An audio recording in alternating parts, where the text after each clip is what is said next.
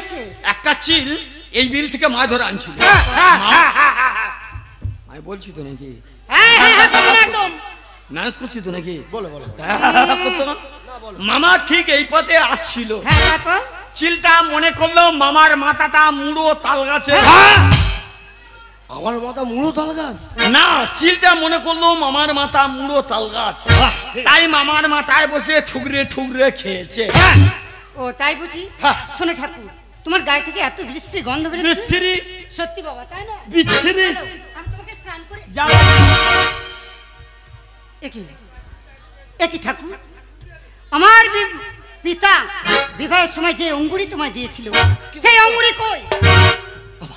মামা ম্যানেজ করো, সেই অঙ্গুরি একটু ম্যানেজ করো। বন্ধক দিয়ে গাঁজা খাইছো? আমি গাঁজা খাই না, আমার তো তোমার তো বিষয় নেই, একটু ম্যানেজ করে নাও। আমি আর মামা বল্লুকার মাঠে যখন নিলন কার্য করছিলাম। হ্যাঁ, ধান নিয়ে যাচ্ছিলাম, ধান নিয়ে যাচ্ছিলাম। আমি তো বলছি তো নাকি? হ্যাঁ বলো। তা তুমি ক্যালি মারতো কেন? ঠিক আছে বলো। তা চুপ করো। তখন ওই আংটিটা পাঁকের মধ্যে হারিয়ে গেছে। হারিয়ে গেছে?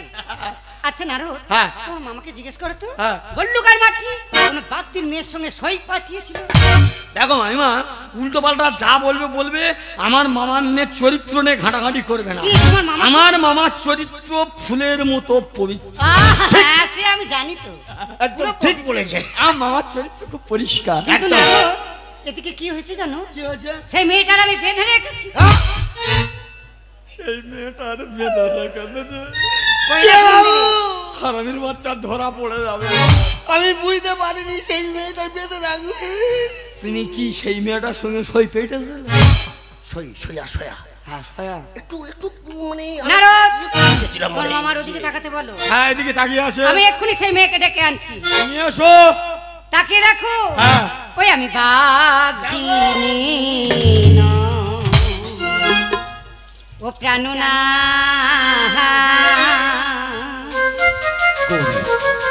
ওই আমি তোমার গৌরী গো। আমি বাঁধির বেয়ে ওই প্রাণনা, আমি তোমার গৌরী গো। আমি বাগদিনী ও প্রাণনা, আমি তোমার গৌরী। আমি বাঁধির বেয়ে ওই প্রাণনা, আমি তোমার গৌরী গো। আমি বাগদিনী দেখি তোমার ফিরিয়ে আনলো বলে গো। আমি বাগদির সাজলাম ঠাকুর তোমার ফেরবার তরি গো। আমার বাগদিনীর সাজ সাজিয়েছিল নারদ মহামণি গো। আমি বাগির বেগে ওই প্রাণনা, আমি তোমার গৌরী গো। আমি বাগির বেগে ওই প্রাণনা। গৌরী, তুমি তাহলে বাগদির মেয়ে এসেছে, তুমি আমাকে নিয়ে আসতে গেছিলে গৌরী। আর যদি আমি বাগদিনী না সাজতাম, তাহলে কোনোদিনের জন্য তোমার কৈলাস আমি ফিরে পেতাম না। গৌরী, আমি যে ক্ষুধার্ত, আমাকে খেতে দাও গৌরী। বেশ, তুমি সরোবরে স্নান করে এসো, আমি এখনই তোমার আহারের অবশ্যই গৌরী, এই মুহূর্তে গেলাম আমি ওই সরোবরে স্নান করতে।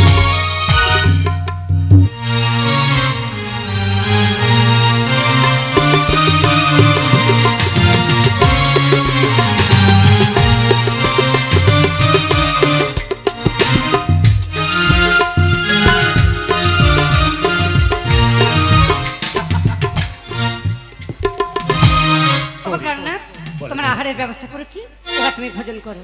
অবশ্যই। আর বসো বসো ও প্রাণনা, সুবর্ণ পীড়াতে বসো বসো ও প্রাণনা, সুবর্ণ পিড়িতে গো। ফল দিলাম জল দিলাম, বসে ভোজন করো।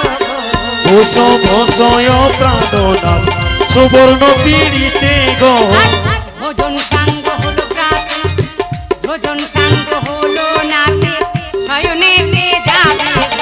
বসো বসো ও প্রাণনা, সুবর্ণ পিড়িতে গো। আর বসো হর গৌরী শয়নে গেলে, হর গৌরী শয়নে গেলে, সুবর্ণ পালঙ্কে। বসো বসো ও প্রাণনা, সুবর্ণ পিড়িতে। গৌরী ঘুমাও। আরে বাবা ঘুমাও, ঘুমিয়ে পড়েছো? ও গৌরী ঘুমিয়ে পড়েছ?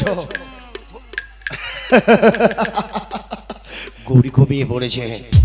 এই উত্তম সুযোগ আমার, এই মুহূর্তে যাব আমি হীরা গোচনের গৃহেতে। ও গৌরী জ্বরটা ছেড়ে দাও গৌরী। ও বিন্দি, গৌরী ছেড়ে দাও বাবা, ছেড়ে দাও। এইটা দেখো, ঘুমাও ঘুমাও গৌরী, তুমি কৈলাস মন্দিরে। আমি চললাম ওই হীরা গোচনের গৃহেতে।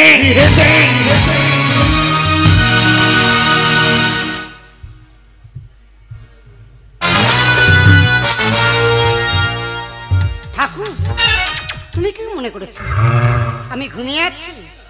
আমি ঘুমাইনি, আমি ছল করেছিলাম। আমিও দেখবো তুমি কোথায় যাও। আমিও চললাম তোমার পশ্চাতে।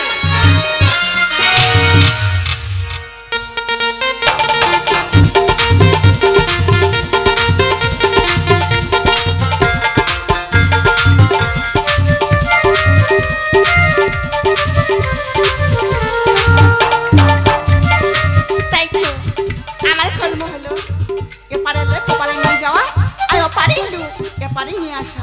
না না, আমি একটু বাইতে দূরের দিকে যাই।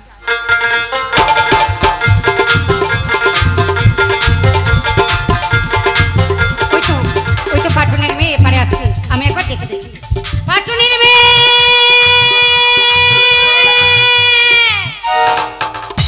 আমি ডাকছো বুঝি? আমি তোমায় ডাকছি। হ্যাঁ, তুমি কি ওপারে যাবি? আমি ওপারে যাব না, আমি বলছিলাম আচ্ছা পাটুনের মেয়ে, বলো। তুমি দিনে কতজনের পারাপার করো আর রাতে কতজনের পারাপার করো? দিনে তো অনেকেই যায়, কিন্তু রাতে হ্যাঁ, মনে পড়েছে, রাতে শুধু একজনই যায়। হ্যাঁ। আচ্ছা, তার নাম বলতে পারবে? না বাবু, হ্যাঁ আমি নাম বলতে পারবো না। আকার ইঙ্গিতে তার নাম বলতে পারবে না?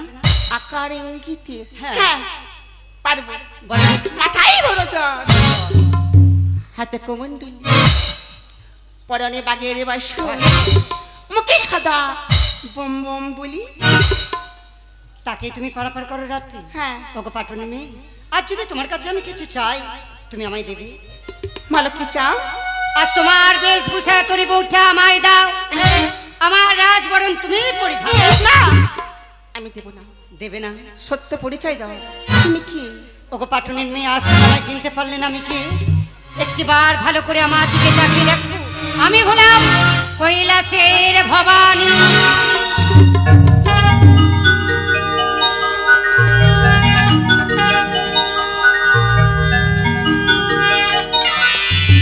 মা, পাটুনের মেয়ে, আমার কি সৌভাগ্য মা, আজ আমার চিল্লি ধরিতে মায়ের আবির্ভাব। ওগো পাটুনের মেয়ে, যে তোমার কাছে কোনো ভুল ত্রুটি করতে পারি, তুমি আমায় ক্ষমা করে দিও মা। তোমার মনে বাসনা পূর্ণ হোক। আমায় তুমি আশীর্বাদ করো। আশীর্বাদ করো। ওগো পাটুনের মেয়ে, আজ আমার ঠাকুরের আমি নিজ হস্তে পারাপার করব।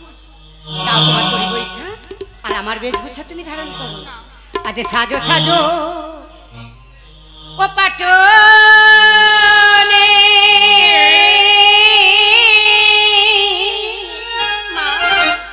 রাজু বেশু সাজো, তরি বৈঠায় আমায় তুমি দাও, তুমি রাজু বেশু পড়ো।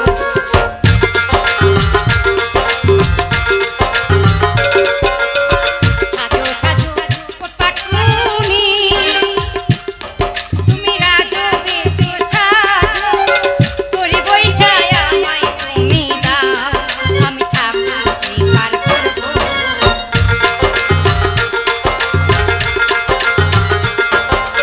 এইখানেতে থাকো পাটুনি, আমি তরাই ফিরে আসবো, ফিরে যেও মা গো, তোমার আশীর্বাদ দেবো।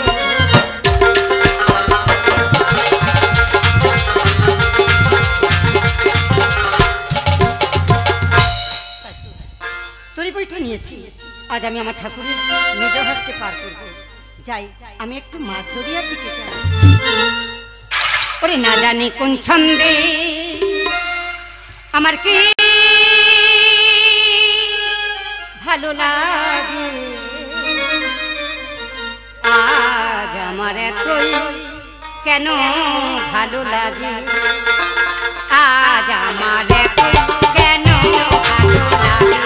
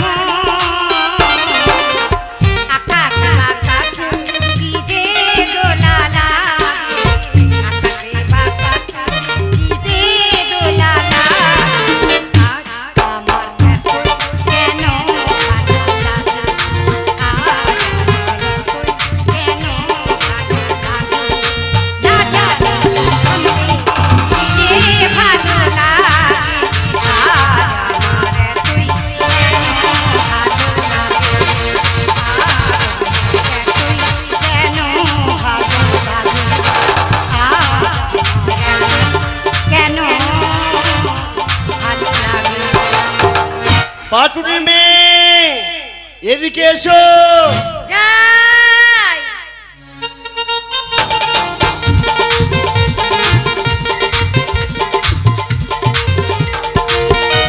পাটুনি মেয়ে ঠাকুর আমাকে তুমি পার করে দাও বেশ শক্ত করে বসে ঠাকুর অবশ্যই আর যমুনায় ভীষণ তুফান আমি তোমার সাবধানে ওপারে পার করে দেব ধরেছো বস ধরে বসবে কিন্তু ও গো ওই পারেতে বন্ধুর বাড়ি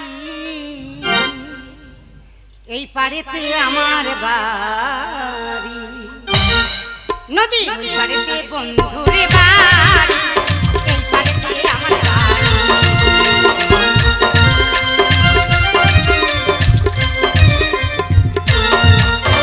নদীর জলে নৌকা চলে জোয়ার ভাটা কালি চলে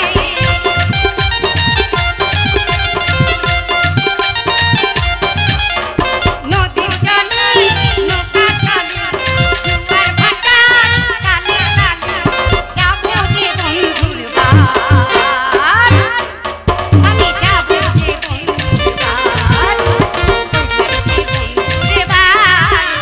এই পারেতে আমার বাড়ি নদীর ওই পারেতে বন্ধুর বাড়ি এই পারেতে আমার বাড়ি ও নদীর ওই পারেতে আমার বাড়ি ও নদীর ওই পারেতে আমার বাড়ি পাটুনি মেয়ে আমরা পারে এসে গেছি তাই বলছি পাটুনি মেয়ে তুমি এই স্থানে থাকো আমি যতক্ষণ না আসবো তুমি এই স্থান ছেড়ে যেও না আমি এখানে অপেক্ষা করলাম আমি তাহলে এখন আসি পাটুনি মেয়ে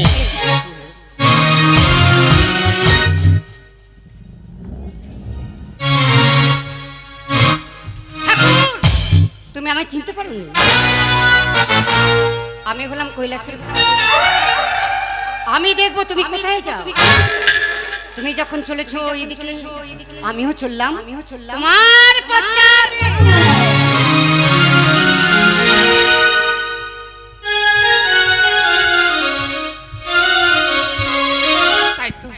ঠাকুরের আজ আসার কথা কিন্তু এখনো আসছে না কত রাত হয়ে গেল ওগো ঠাকুর একটিবার আদম দাসী তাকে সাড়া দাও একটিবার এসে না আমার ভাবনে কত রাত হলো কত সুন্দর গো মন বলে তুমি আসবে ওলো কিবা সুন্দর গো মনে বলে তুমি আসবে কত রাত হলো কত সুন্দর গো মন বলে তুমি আসবে কত রাত হলো কিবা সুন্দর গো মনে বলে তুমি আসবে ওই চুপি চুপি কাছে এসে চুপি চুপি কাছে এসে তুমি আমায় ভালোবাসবে কত রাত হলো কি বা সুন্দর গো মনে বলে তুমি আসবে কত রাত হলো কি বা সুন্দর গো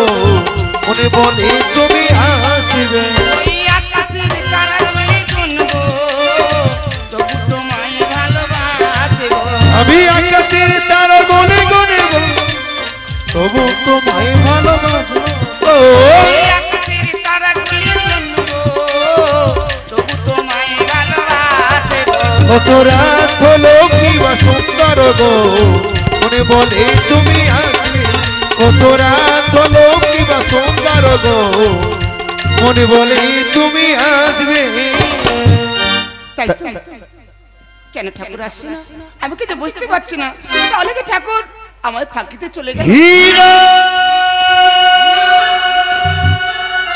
না না ওই তো ঠাকুর আসছে আমার নাম ধরে ডাকছে ওগো ঠাকুর একটিবার আসছে ঠাকুর ঠাকুর তাকিয়ে দেখো হীরা তাকিয়ে দেখো আজ তোমার ডাকে সারা দিতে চলে এসেছে স্বয়ং শিব ওগো ঠাকুর আমি জানি তুমি আসবে তোমার জন্য আমি তো পথে এতক্ষণ বসেছিলাম এসো হীরা আমার পাশে বসো আমি তোমার সঙ্গে কিছু কথা বলতে চাই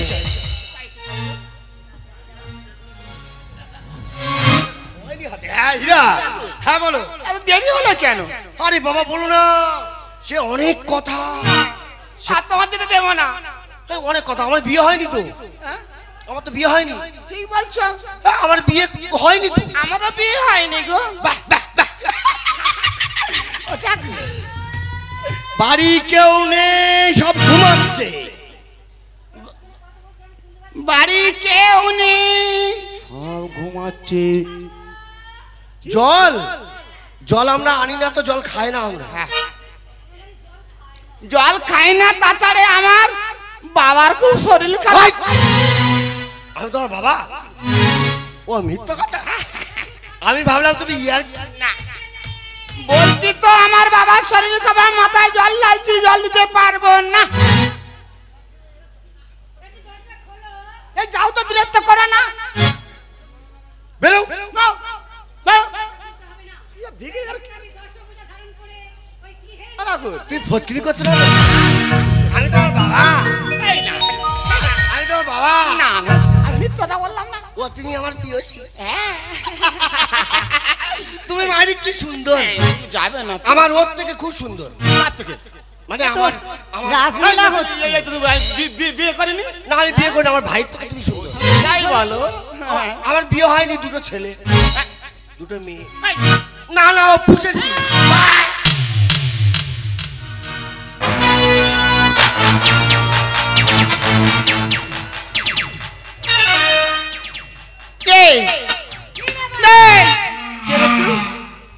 কে তুই তুই না জিজ্ঞাসা করে আমার ঘরে ঢুকলি করে বেরো এই কে তুই বেরো আমি কে বেরো আমি বেরোবো হ্যাঁ ঘরে বেরো মেয়ে কি বলে রে এই বেরো তোর লজ্জা করে না তোর লজ্জা করে না তোর সাহস হলে কি করে আমার সামনে আমি গল্প করছি তুই ঘরে মধ্যে ঢুকলি করে যা এইটা তো স্বামী যদি না যাস কি করবো জানি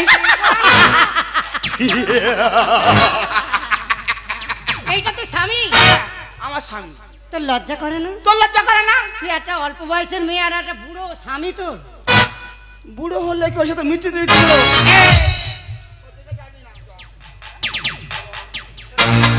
চলে যা প্লিজ এদিকে আসবেন না আপনাকে আমি চিনি না চলে যান যাও তোমার চেনেন না যাও তুমি যাবে না না ঠাকুর তুমি যাবে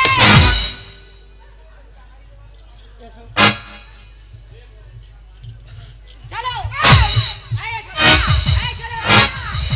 দেখো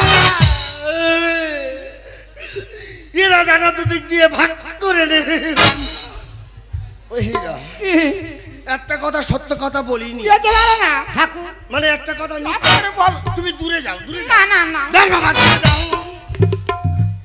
তিন চারটা নিয়ে সংসার করা কি যন্ত্রণা সেটা আমি জানি তোর লজ্জা করে না না সেটা কথা নয় তুমি এসব হিমরুতি এটা আমার বিয়ে করা স্ত্রী এটা তুমি আগেই বলো নি কেন আমার বউ আছে? আরে নেকি, তুমি জানো না? আমি জানি তোমায় ভালোবাসতাম না। আমি বুঝতে পারিনি আমার বউ আছে। দেখো, ও নাকি বুঝতে পারেনি ওনার বউ আছে। তোর লজ্জা করে না? মনে নেই, গাঁজা খেয়েছিলাম তো। এখন তোমার গাঁজা খাওয়াবো জানো? আর খাবো না। এই চলো, চলো আগে। এক্ষুনি যাবে না, আমি যেতে দেবো না। না, এই সোজা হও। মারছেন কেন সোজা হবে। আপনি? প্রিয়তমা মারছেন কেন? প্রিয়তম চলো। না না না, না। ও গৌরী, একটা সত্য কথা বলি, আমি গন্ধর্ব মতে হ্যাঁ, একে বিয়ে করেছি। তোমার লজ্জা করে না? বুড়ো বয়সে যত ভীমরুতি। তোমার মনে হয় আমি বুড়ো হয়ে গেছি? না না, তুমি কচি আছো। কি বলে? হ্যাঁ, না, সেটা কথা নয়। তুমি যাবে? যেতে হবে, কি করবো, বড় বউ ডাক দিয়েছে, যেতে হবে।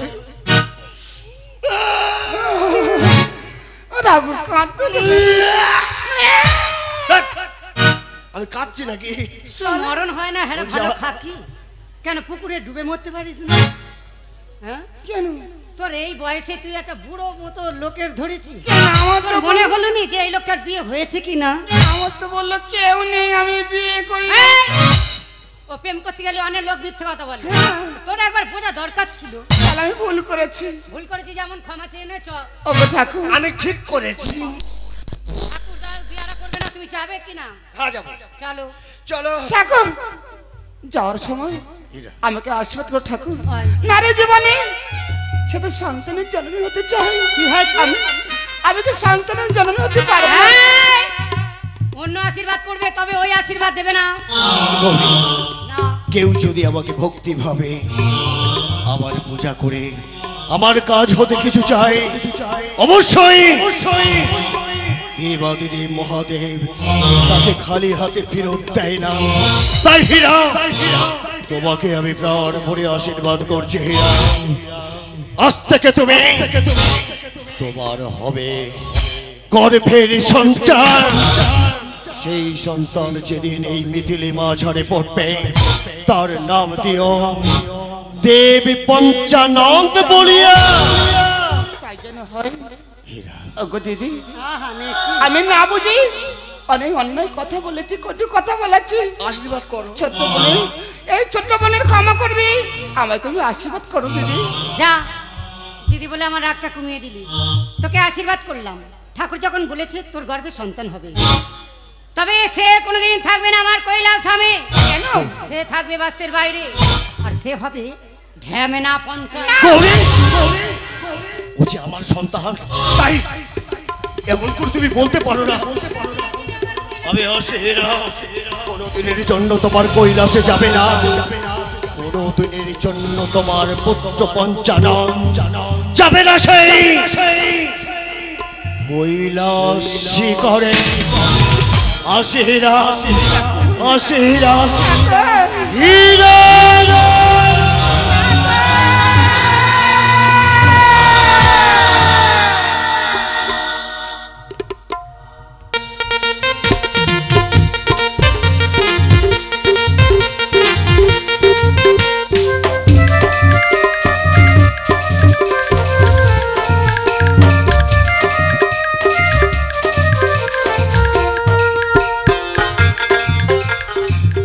গৌরী, অনেকদিন হয়ে গেছে গৌরী, তাই বলছি আর বিলম্ব নয়।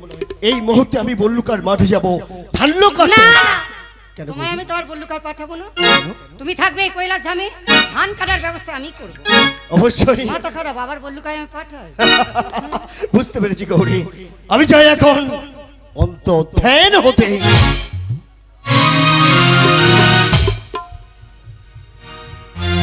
তাই তো, কার্তিক মাস স্বাগত। ধান পেকে যাচ্ছে, আমি এই মুহূর্তে হনুমানকে ডেকে একবার পাঠিয়ে দেবো। হনুমান, হনুমান, কোথায় হনুমান?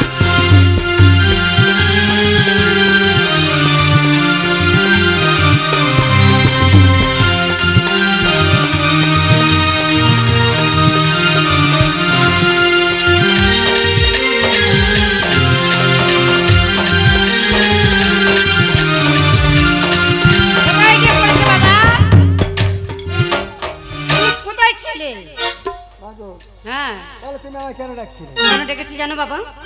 কার্তিক মাস পড়ে গেছে, ধান যে পেকে যাচ্ছে। যাও হনুমান, বল্লুকার মাঠে গিয়ে সমস্ত ধান কেটে ধানের গাদি দিয়ে এসো। আশীর্বাদ করে তোমার মনোবাসনা পূর্ণ হবে বাবা। জয় জয় রঘুপতি রাঘব রাজা রাম পতিত পাবন সীতারাম সীতারাম জয় সীতারাম সীতারাম জয় জয় সীতারাম ঈশ্বর জয় জয় রঘুপতি রাঘব রাজা রাম পতিত পাবন সীতারাম জয় সীতারাম জয় সীতারাম।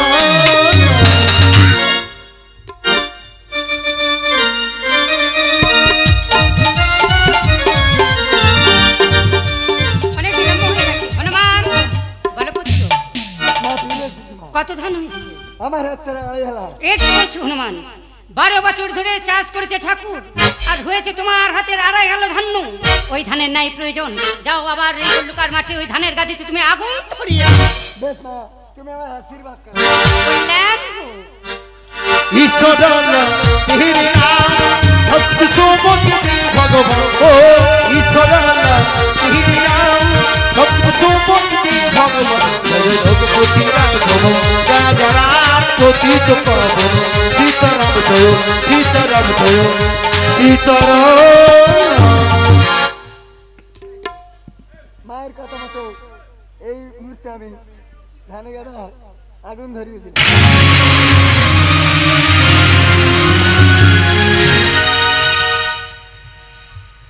গৌরী, আমার যে বড় বড় ইচ্ছা, আমি যাবো ওই কাশীধামে। গৌরী গৌরী, কাশীধামের ভক্ত তোমায় যখন স্মরণ করেছি, আমিও যাব তোমার সঙ্গে ওই কাশীধাম ভক্তের কাছে।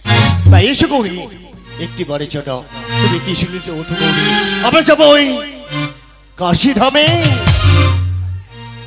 ওরে ত্রিশূলিতে ওঠো গৌরী, যাবো কাশীধামে গো।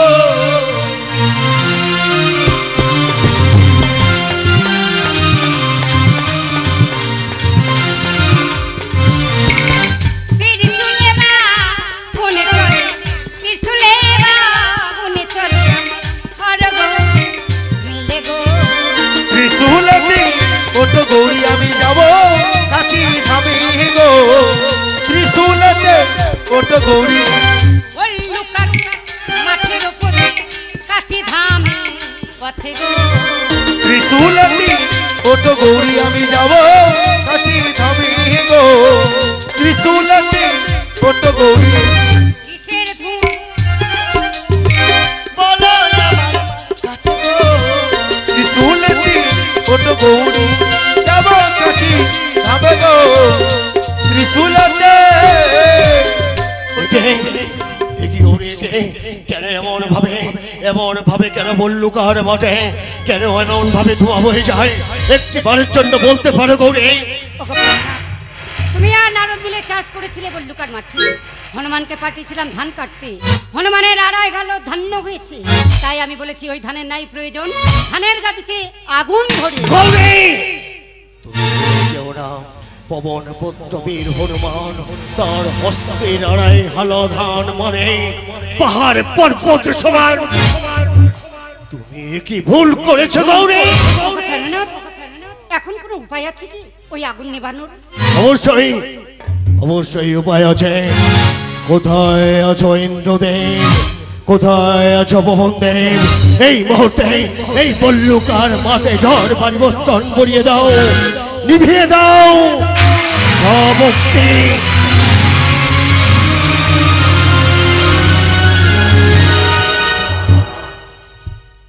গৌরী, তাকে দেখো, সব আগুন লিভে গেছে যে। হ্যাঁ গো হ্যাঁ, আগুন লিভে গেছে, কিন্তু কতক ধান ভালো আছে, হ্যাঁ। কতক ধান পুড়ে কালো হয়ে গেছে, ওর ভিতরে শস্য ভালো আছে, কতক লাল হয়ে গেছে।